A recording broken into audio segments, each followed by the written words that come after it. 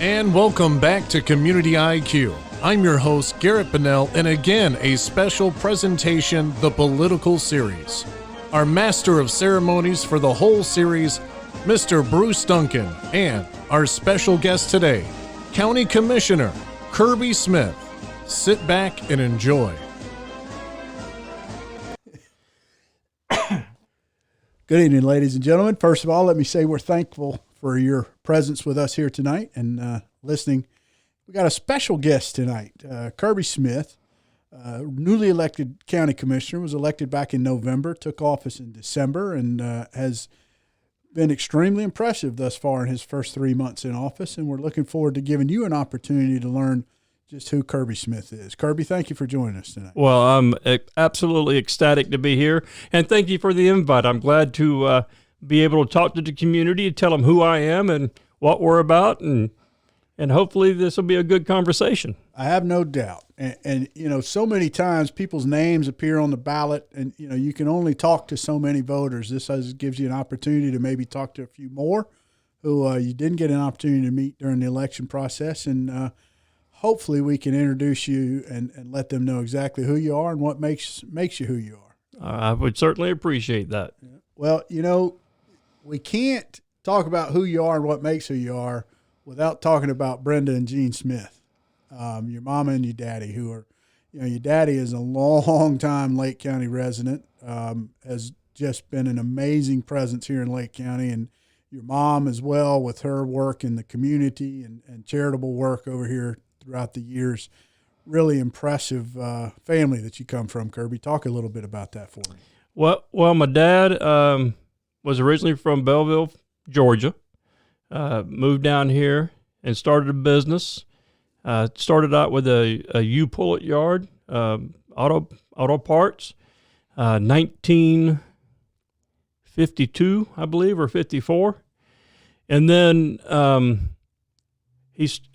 he moved on to had the first recycling business here in Lake County, salvage yard, which I worked at every day during the summer after school.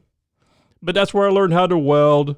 That's where I learned how to cut steel, crush cars, use mechanical crane, use bulldozers, and actually just work with my hands. So he has been a great inspiration to me. He's 91, going to be 92 in November, rides a motorcycle every Saturday. I go to breakfast with him every work day, 7 a.m., sunrise breakfast. We have our own little table, and we sit there and we talk and we discuss, and that's where I get a lot of my education from, is from him. My mom, God bless her soul, she has to put up with me and my brother. She's a strong-willed person. Like you said, she did a lot for the community. She is the president of the Tavares Historical Society. I'm a big history guy. I love history. When you walk into my county office, you're going to see like a mini museum of all the Lake County historical stuff going on. Right now, it's the citrus labels that I've got up on the wall. And then it's going to be the railroads that came in from Eustis and Tavares, which what really built this place. The orange groves and the railroads was huge for Lake County. It really wasn't Lake County at the time. It was Orange County, and then turned it into Lake County. But it's going to be a little mini museum, and I'm going to have a veterans wall for all the veterans in Lake County, well, all the famous veterans in Lake County dating back to the Civil War. I have the Historical Society helping me with some of that items. So my parents have been a big influence in my life, mostly with the community service. Do more for others than you can do for yourself. And that's what I try to do. I'm guessing Mr. Gene had a strong influence on your work ethic too, Kirby. He has. I get up early and I go to bed late, and I always said put 100% into whatever you do. So that's what I do. I put 100% in to whatever I do. Gene, really an interesting guy to talk to. Maybe one night we'll have to get him on here. Now, you talk about railroads, here in Lake County, and you can't talk about railroads in Lake County without the old T&G. That's right. Now, what does that stand for? Tavares and Gulf. Okay. You know what the nickname of the T&G was? No, sir. The Tug and Grunt. Oh, the Tug and Grunt Railroad. Yes, yeah. sir. Yeah. Well, we had 5 railroads coming into Tavares. Right through Tavares. Yes, sir. Yep. And Major Alexander St. Clair Abrams was a large influence on that. It was, but it was, and I can't remember the gentleman's first name, but it was Mr. Diston. Right. Who actually helped Florida get the railroads to come in here because of his purchase of land throughout Florida, stopped the bond issue back in 1882. Right. And Mr. Flagler. Yes, sir. Flagler, who ran it all the way down to Key West. That's right. Yeah. Interesting to learn the politics of how all 5 of those railroads managed to come through Tavares. Yes, sir. And St. Clair Abrams, talking about Tavares, you mentioned history now, you got me going, but Tavares is a Portuguese word, which means that's correct. Center or hub. So he named Tavares the hub, and then he had all 5 of these railroads converging on Tavares, and he wanted Tavares to be the state capital. The state capital. That's exactly right. It's located geographically in the center of the state, north to south, east to west, and he thought that he had an opportunity to make that happen and came pretty darn close, all things considered. He came close. Yeah, but fell short. Anyway, interesting. Tavares and Lake County history is really fascinating. We're probably getting off subject here. That's all right. It's all part of it, and that's I know your mama has been involved in Lake County's history for forever, as long as I can remember. So she obviously instilled that in you as well. Yes, sir. Yeah, that's good. And Dad was a history major, so he loved history as well. So now, if I remember right, your father was going to be a teacher when he got out of college. Well, I think they offered him a teaching job. Right. And then he said, well, I'd just rather work with my hands and do my own thing. So, yeah. And that's what brought him down to Florida. Yes, sir. Yeah. Yes, sir. Yeah. Fascinating story. Gene's a great guy, and he did a pretty good job with both of his sons too. As did Brenda. I can't leave Brenda out there. That's right. Yeah. Well, Kirby, you grow up in Tavares. You go to Tavares High School, and you graduate when in Tavares? I graduated what? What year did you graduate? I graduated in 1986. Okay. So I was actually born in Eustis. It's now an empty field at Waterman Hospital. Right. Yep. As was I. Yep. Yeah. Yeah. So we're about the same, cut from the same cloth. Right. Moved 3 miles to Tavares and went to Tavares Elementary, Tavares Middle, and Tavares High School. Mm-hmm. Went to Seminole Community College, played a little bit baseball, got my AA degree. Yep. And then finished up with my bachelor's in business administration from American Intercontinental University. Mm-hmm. I did that working full time because I figured that I needed to better myself and to help my family. So I went ahead and got a business degree, and here we are. There you are. Now, talk a little bit about your work history. Where did you start out when you finally get out of school? You got your AA degree. Where'd you go to work? Well, I started out as a firefighter at Seminole County Fire Rescue. I was a firefighter EMT. Mm-hmm. Worked there a couple of years, and it was too long of a drive from my house in Tavares, so I transferred from Seminole County to Tavares Fire Rescue, and then went to work for Lake Sumter EMS, mm-hmm. and then Waterman Emergency Room. I was the first emergency room technician in Waterman, mm-hmm. and then decided that I needed a career. So I went to work for, at the time, United Telephone. Mm-hmm. Started in the mailroom, worked hard, and then became a on-air technician, a cable splicer, and then moved back into Leesburg and became a special service operation technician, mm-hmm. and then a manager, and now I'm the senior engineering manager for the company is now called Lumen. Mm-hmm. I cover 7 counties. It's called the Ocala District, but it covers anything from Leesburg to the West Coast. So that's where I started. I'm also the president and vice president of a couple of our family businesses. Mm-hmm. And then I have my own business doing rentals. Me and my wife opened up a cheer gym 10 years ago or 12 years ago. We actually taught UCF cheerleading. Linda Gooch brought her team over. They used our facility, and I assisted a gentleman by the name of Mike Perry to help coach the all-girl team. Right. So that's my work history in a nutshell. There you go. Well, and then I was also on the Tavares City Council. Right. I started with the Tavares City Council in 2009. I didn't like the way the taxes were going. Right. So I started with the Tavares City Council, was mayor, vice mayor, and a council member from 2009 to 2019. So 10 years. I decided to retire from that and run for county commission because I thought that I could help the county do better. So, well, we'll talk a little bit more about the politics here, but I'm fascinated. What in the world prompted you to open up a cheer academy? well, that would be my wife. Okay. She used to coach with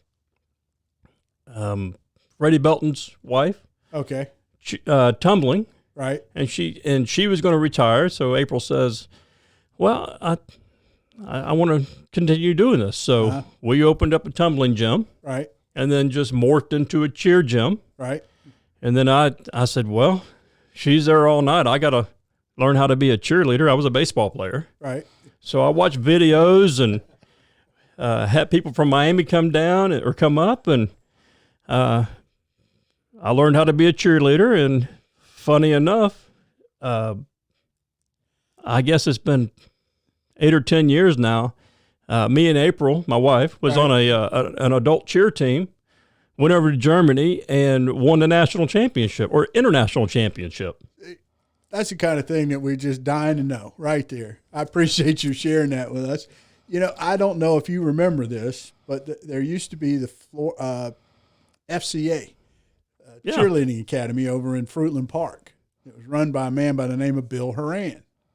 You remember? Did you ever know Bill? I don't know if I knew him or I not. guarantee your mother did, because Bill Horan ran the Lake County Historical Museum for years. When they first put it in the courthouse, the historical courthouse over there, Bill Horan ran that museum forever.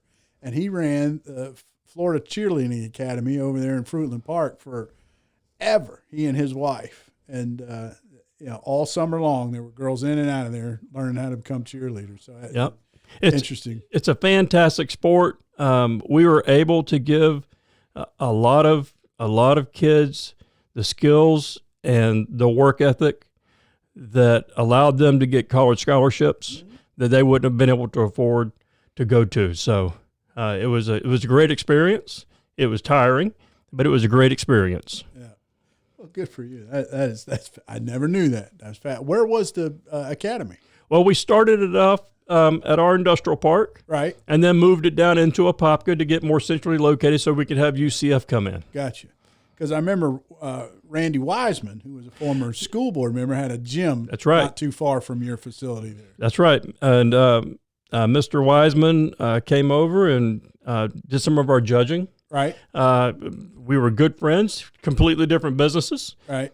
He did gymnastics and we did cheerleading. So it wasn't competition. It was just a friendly relationship. Right. And I really thought Randy had done a lot of the young folks in Lake County a lot of good. Yeah. And not only his service as the gymnastics teacher, but also his time on the school board as well. That's right. Yeah. Yeah. Well, that's interesting, Kirby. I appreciate your sharing that with us. All right. Now, your time on Tavares City Council, you said 10 years. You grew up in Tavares, and you said you were frustrated with taxes in Tavares. So give me a little specifics on what it was that was going on in Tavares that said, you know what, you're sitting at home at night and you say, Miss April, I think I want to run for city council. What was it that kick-started that? Well, I think it was more my dad. Uh-huh. He goes, "Man, these taxes are killing us. If they get this fire assessment through," and I started looking at it, I'm like, well, this isn't fair. This isn't fair to businesses. Right. They need to structure it different. So when I got on this Tavares City Council, Tavares has a fire assessment tax, but it's now structured to where it's not all encompassing, right? So now you have your warehouses, you have your professional buildings, you have your office spaces, and then you have by square footage. Before they didn't have that. And I'm like, this is crazy. You're going to make a guy that has a small business in a small place pay more than a guy that has a big business in a big place. It would just run people out of business. Mm-hmm. So I'm a business guy. I try to think like a business person, and it needs to be to where not so encumbersome that it would run somebody out of business. Right. So we had to think of a fair way to do it that just made sense, and it took me 3 years. And I finally talked to the lady in Tallahassee and said, "Dadgum, can't we just do this, and this?" She goes, "Well, yeah." Right. I was like, that's what I've been talking about for 3 years now. Right. And that's the reason why it's structured the way it is in Tavares. Good. Well, the county, Florida is a tax haven. A lot of people move down here, come down here, retire down here for a number of reasons. Homestead exemption. The taxes are lower here than in most places in this country.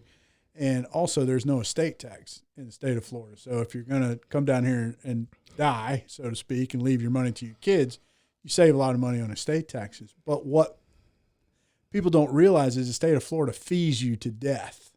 And what you're talking about right there, the fire fees and fire assessment fees and impact fees and school those fees are ridiculous in the state of Florida, and they are extremely encumbersome on business. So I'm glad to hear your position on that and your attitude on that, because impact fees and the things that the county does to try to make up for the lost revenue from taxes is really crippling for the most part to the business sector. The resident benefits, but the business sector is severely devastated by those things. So that's interesting, Kirby. Now you're at the county level. That's right. And if there's a lot of things that need to be done at the county level in that regard, and I think you've got some people on your county commission that can be a team for you in that regard. There are a lot of folks on there that I think look at that issue the way that you do. We have a great county commission board. Mm-hmm. Every one of them are there for the same reason, and that reason is to make Lake County better, so people who live in Lake County just enjoy it and have a better life. It's called Real Florida, Real Close, and that's for a reason.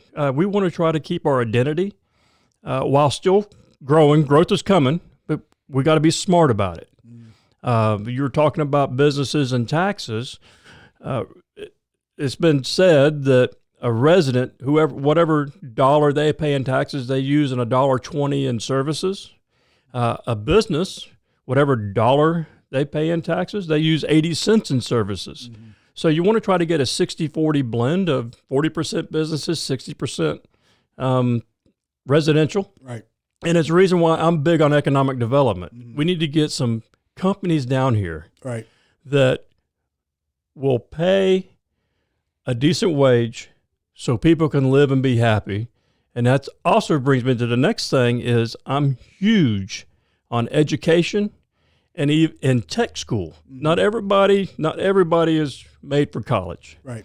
But we need welders, we need electricians, we need air conditioning people, we need chefs. Right.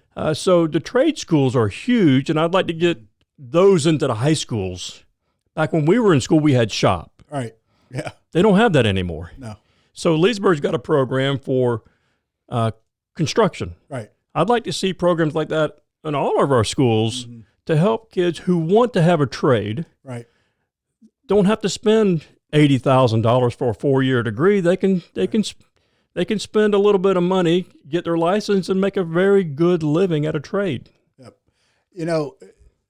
Romac, the company that I work for, is heavily involved in that construction classes and programs that are in. They're in Eustis, they're in Leesburg, and there's one in Sumter County, and there's one at the Villages Charter School too. So it is beginning to spread, Kirby, to try to provide opportunities for people who don't want to go to college. I love what you just said, because I've been preaching this for years too. I was an education major in my undergrad years. And I studied Europeans' education system, and they track students and they give them opportunities to learn a trade, not forcing them to go to college in order to have an opportunity to make a decent living in their life. There's nothing wrong with electricians and plumbers. I mean, you and I grew up in Tavares, and some of the wealthiest guys in town were the contractors and That's the plumbers exactly right. and the electricians that own these businesses. Nothing wrong with that. No shame in that at all. And without them, the country doesn't run. So I agree with you 100% that we've got to start identifying programs in schools that allow kids that don't want to go to college an opportunity to learn a trade that gives them the skills they need to make a living. That's exactly right. A living wage.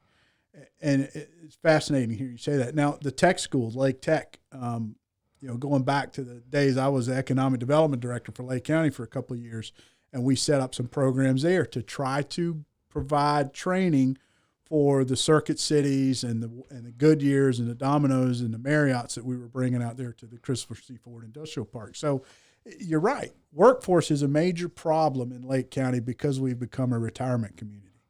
So we do not have a strong workforce here to lure these companies into the county, and that's something that we have to address. I agree 100%. And for a company to move to Lake County, we're in the center of the state. Yes. We have several huge arteries to go all over the place. I mean, you can get to north, to south, east, and west extremely easy right here in Lake County. Yep. That's what we need to drive. Yep. We need to fix our infrastructure, and we're working on that. It's one of my big things. In order to have economic development, you need good schools, good libraries, hospitals, recreation, and transportation. Yep. We have that here, and we can make it better. We just need to get that message out to entice some of these companies in, and then we can train our workforce to fit their needs, just like you did with Circuit City. Right. There is we got a new interchange off the turnpike in Lake County. Yes, sir. Down in Mineola. Something that took years and years to accomplish. It's 22 miles to downtown Orlando from that interchange, and it's turnpike the whole way. So I mean, literally in 25 minutes, you can be in downtown Orlando from that new interchange. There's about 4 million square feet of commercial industrial space that's available down there. So that is the kind of place that you and your county commission can continue to encourage that type of growth and development there. Yeah, so it's great to hear you say what you're saying. I can't disagree with you. And we're continuing to work on that. Well, just back when we were kids, it took an hour and a half to get to the Orlando airport. Yeah, it's 45 minutes now. Right. So it's nice. It really is. And Kirby, you a little bit younger than I, but when you and I were born, citrus was king in Lake County. It was king. I mean, by far, I don't care if you were in the tire business, you were in the citrus business. You That's thought right. you might have been in the tire business, but you were in the citrus business. Everybody was. When citrus was taken away from us by Mother Nature in 83 and 85, it changed this county forever. That's right. And we've been behind the eight ball really ever since then. The building industry has thrived in Lake County. Home construction has thrived in Lake County, but the other industries have fallen behind here. And it's nobody's fault but our leaders. And now that we've got leaders like you in place, it gives me a lot of hope that Lake County's on the horizon for some really great things. So I appreciate your comments here tonight. A lot of our classmates, when we went to Tavares, smart kids went away to college and never came back home. That's right. Because there weren't no opportunities here. So when you lose your best and brightest to other areas of the country, it becomes it's difficult for a community to thrive. But you're giving those opportunities, those people to come back here, and that's great. That's fantastic. Yeah. All right, so we're on the county commission now. You've been there for 3 months. What is the biggest surprise to you? You went in there. I'm certain you had some really big goals and objectives, and you've been on there 3 months. What is the biggest hurdle to you trying to get what it is that you want accomplished? I'm not sure if I would call it a hurdle because I had the 10 years experience with the city of Tavares. So I understand the nuances of how things have to work. I think it's just a steady movement forward. There's no big hurdles. We have a new county manager. Mm-hmm. He's been there 3 weeks, maybe. Fantastic job, Alan Rosen. Mm-hmm. He's doing a great job. So I can't say there's a hurdle yet. Mm-hmm.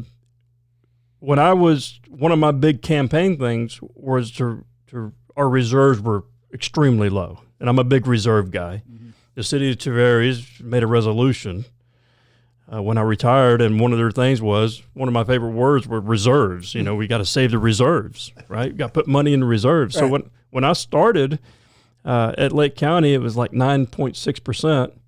And through some unintended revenue sources that they didn't know, I asked for them to be put in reserves, like the tower. We released a tower. Mm-hmm. So that money's all going into reserves. And the clerk of courts didn't use all of his money, so he gave some of it back. That went into reserves. So now we're up around 13% reserves. So just in a few months, we got our reserves up. We need to go up a little more. I'd like to see it between 16 to 20%. Mm-hmm. But I think it's wonderful that everybody's trying, and the board, they all get it. Right. We're trying to protect our economy. We're trying to boost our economy, and we're trying to make life better for everybody who comes to Lake County, lives in Lake County, visits Lake County. It's just like the Big Ten softball game that went on over in Leesburg. I mean, that's a huge economic impact that we had here, and it's going to go on for a couple more weeks. Right. But you got all those colleges, Big Ten colleges, Division I, coming to Lake County, filling up all of our hotels, eating in our restaurants, buying our gas, going to the grocery store. It's a huge impact for Lake County, and we need to continue stuff like that. Right. Well, you're exactly right. And then, of course, you've got these tournaments, bass tournaments that have, I mean, lately, I think it was last weekend, the first really warm weekend we had here, you couldn't find a spot in any of the boat ramps all across Lake County. I grew up here. I've never seen them packed like that.